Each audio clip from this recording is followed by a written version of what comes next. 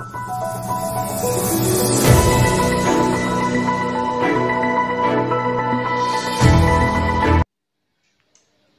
मीडियावरती अर्थात फेसबुकवरती सध्या मोठ्या प्रमाणात लोकांच्या पसंतीस उतरलेलं कपल चॅलेंज हे आपल्यासाठी व आपल्या कुटुंबासाठी किती धोकादायक ठरू शकतं याची माहिती आज खेड पोलीस स्थानकातील पोलीस उपनिरीक्षक सोमनाथ कदम यांनी मॅक्स मराठीशी संवाद साधताना दिलेले आहे। त्याचबरोबर एटीएम फ्रॉडचे केसेस, आणखीन सोने खरेदीच्या केसेस देखील सध्या मोठ्या प्रमाणात समोर येत असल्याने पोलीस उपनिरीक्षक सोमनाथ कदम यांनी सर्व जनतेला विशेष आवाहन केलं आहे। नेमकं काय म्हणतात सोमनाथ कदम हे आपण जाणून घेऊयात।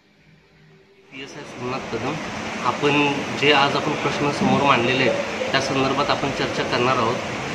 त्यामध्ये पहिला प्रश्न आपण जो विचारला कपल चॅलेंजबाबत, तर सगळ्यात महत्त्वाची ही गोष्ट आहे की आपण आपली कपल चॅलेंजमध्ये आपण नवरा बायकोचे फोटो आपण फेसबुकवर अपलोड करतो, परंतु फक्त नवरा बायकोचे फोटोज नाही, कोणतीच आपली पर्सनल माहिती ती सोशल मीडिया साईटवर पाठवली नाही पाहिजे, टाकली नाही पाहिजे।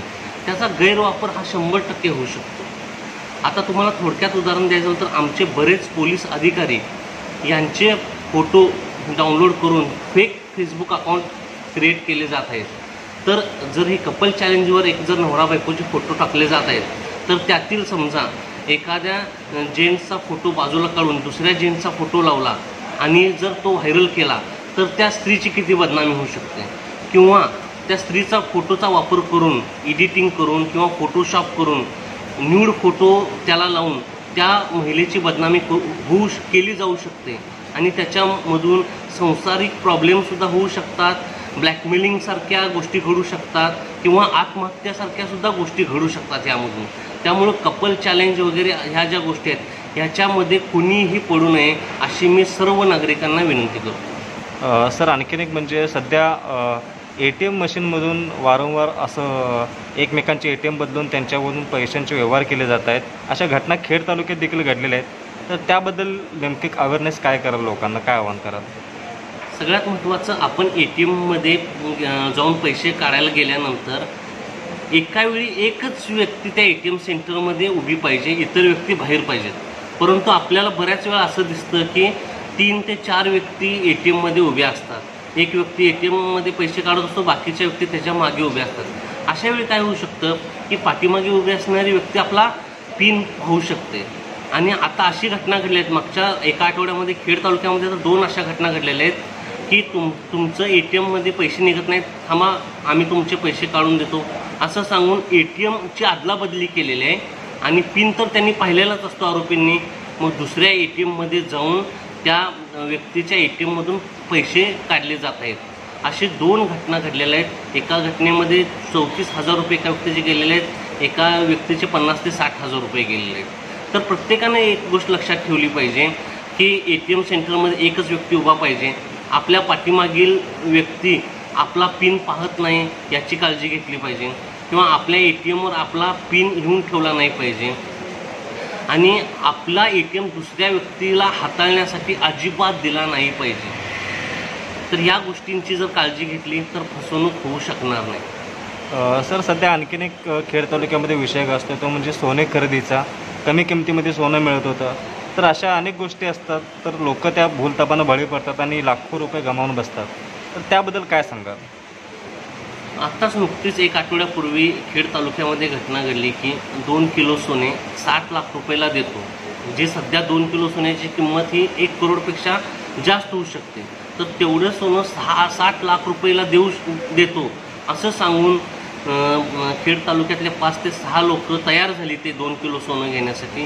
त्यांनी 60 लाख रुपये गोळा केले आणि ज्यावेळी ते सोनं घेण्यासाठी गेले त्यावेळी जे सोनं देणार होते त्यांनी 10 ते 12 जणांची टोळकी गोळा करून त्या व्यक्तींना मारहाण केली, त्यांना दरोडा टाकला व 60 लाख रुपये घेऊन ते आरोपी पळून गेले। तर अशा घटना घडत आहेत।